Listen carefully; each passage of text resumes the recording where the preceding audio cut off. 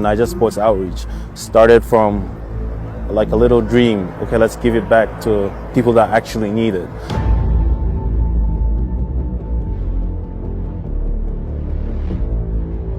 My name is Naanma Yamsat, founder of the Niger Sports Outreach. We founded this in 2015. It started as let's just bring something back and give away, to what it has evolved into today.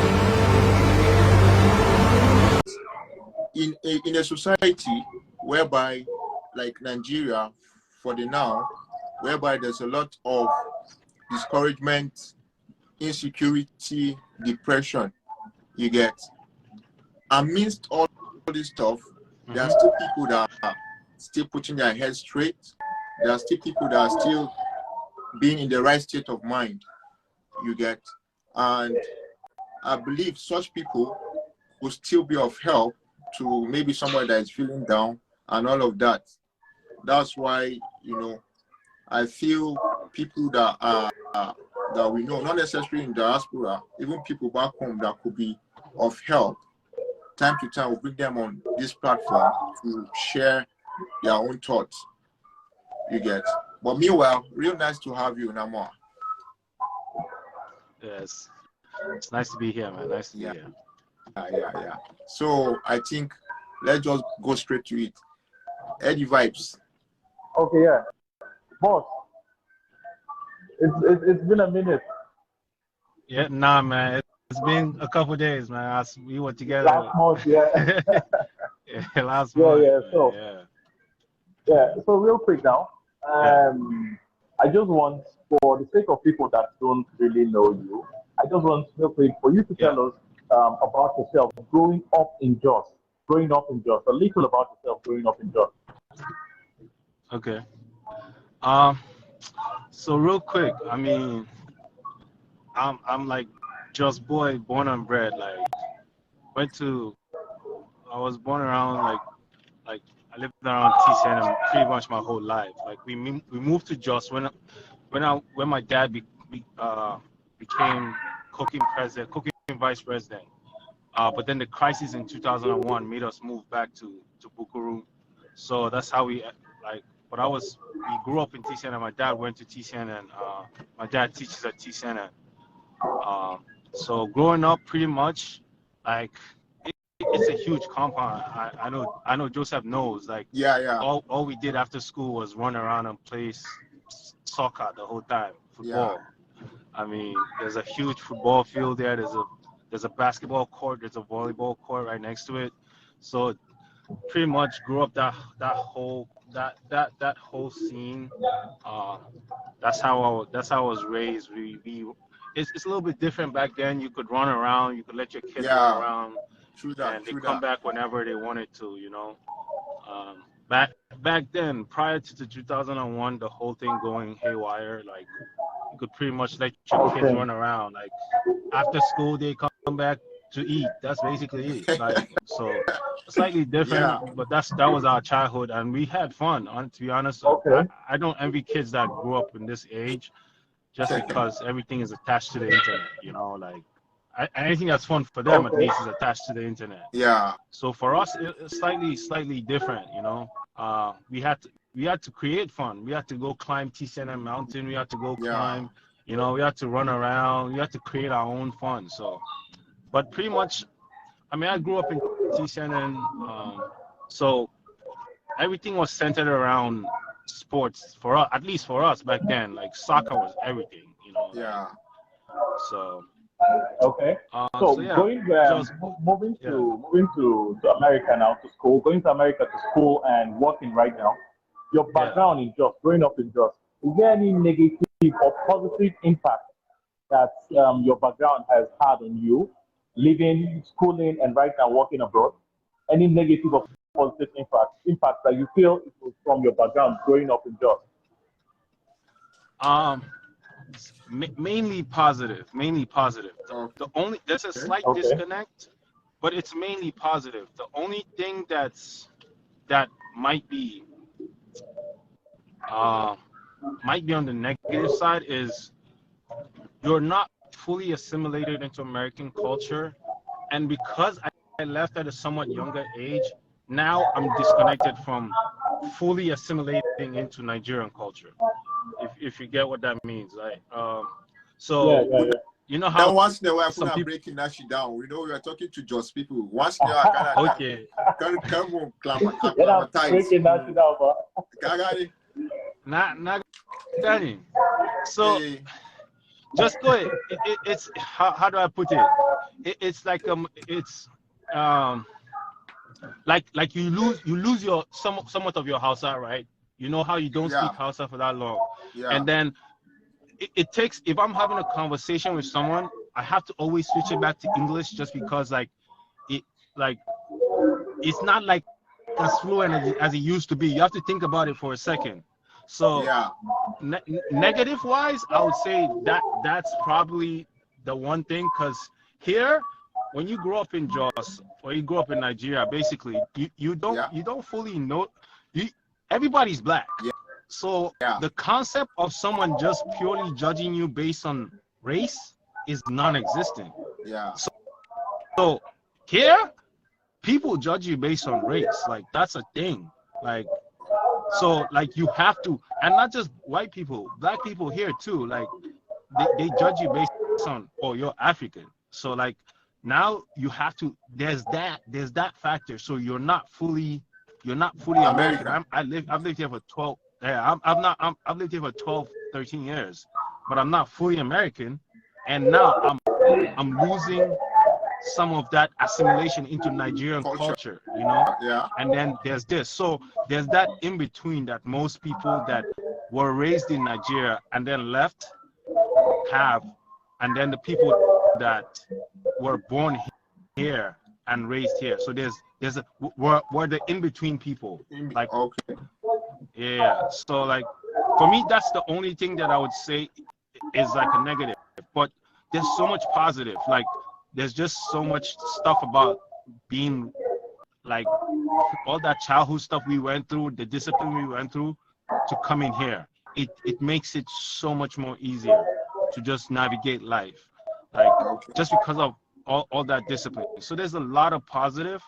The negatives, I don't really, because I don't really go around thinking that this is negative to me. Like, if not, you're just gonna have, there's so many negatives that you're not. So for me, I only look at the positive side. I'm solution oriented, so I'm only thinking about how is this gonna benefit. Solution oriented. Yeah. No, I like that state of mind. Yeah. So I'm not. That's exactly why I started what I started, because for every problem there's a solution. Yeah. You get. You might be fight, and with the Naanma Sports Outreach, or many people know it as Niger Outreach. The whole thing is that we're going against the grain. Like we don't. Eddie, you can testify as to we don't do anything the way anybody else does it. And because I see your programs. Yeah. I feel there's so many people that came to American culture and saw somewhat of a system that works right. All the politicians, all their kids are here, right? All the rich people, all their kids are here, right? True that. Us, it just happens that we this is something that we fought for. Like it was a way out of the system in order to build a life for ourselves. And so for us, it's slightly different from the kid that his parents are forced to send him to school here. Us, we came here on scholarship, so it's not the same. Yeah. You get. So that makes for me to be able to see somewhat of a system that works right and not be able to help my own people do that. That's just wrong to me, in my opinion. Because all these politicians, if their kids came and saw how things were done right and told their parents, you people should make change will happen. True. But because I agree with you totally. True. Change is not gonna happen from our generation. Like it starts with the younger generation. If we don't change that mentality that's going around, or if you get into office or if you get into any position, all you do is just embezzle money. If you don't change it from that young generation, if we don't teach our kids not to do that, it's just going to be a cycle that's going to go around and around and around. It's never going to stop because we're creatures of habit. All we do is learn. Sure you get. All we do is simply learn. And what we do is, if a kid sees something, it's very simple. Kids have no biases. Yeah. They see fire. They're just curious. They want to touch it, right? But they don't know it's fire. You know it's fire because you already went through that process.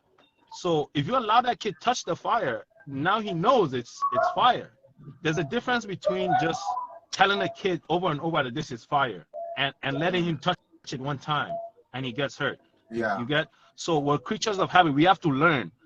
But if we don't teach the next generation that this is not right, they're just going to learn, oh, we want money. So how is money made? Yeah. It's by embezzling it, you know? So that's how it's going to be a continuous circle.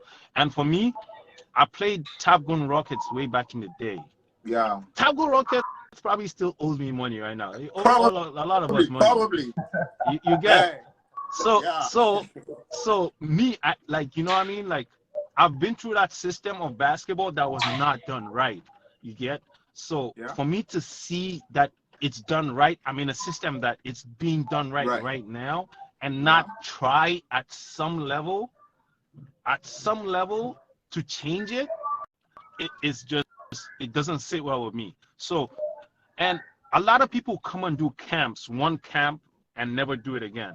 Yeah. So for me was to find a way to do something that we can sustain long term. This is our fourth year doing this, and if Eddie, if you can remember the very first one, I'm pretty sure you remember that all we did was paint the lines to the 3-point line, and that's it. Yeah, exactly. And we gave first prize, and that was it. That was the first one. Yeah. It's something that we want to sustain long term, but feasibly to do it out of my pocket over and over, it's not sustainable. So my own goal is to try to find people that from everywhere that want to pitch in to see how we can continue to do this long term and expand it long term, and not just being just like it's a status quo change. We want to change the status quo, how things are being done. That's the main reason. We're fighting against the grain. The first year we did this, Sports Council said to us, why did we not come and invite them? Why did we not come and tell them that we're doing something? Sure, you get like they stopped all Plateau Peaks players from playing. Wow. The first year we did it. First and second year we did it. I can remember. So we're trying to change that system. Okay. This is first and foremost, this is something privately done. So for someone to say that, why didn't we come to tell them that we're doing something? First of all, that's offensive.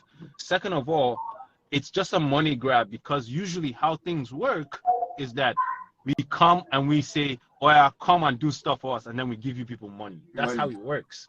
Yeah. But for me, if there's anything that I want to change, is that status quo. Okay. Things are not supposed to be done that way. You get? Okay. Like, it's something that everybody is supposed to benefit from, and that's what we're trying to make push forward, is for everybody to there's no favorites. Like, I didn't have one person that I singled out and I said that they must get shoes. This is the first year that I actually gave people that have been doing stuff for me for 4 years. This is the first year that they got shoes out of me.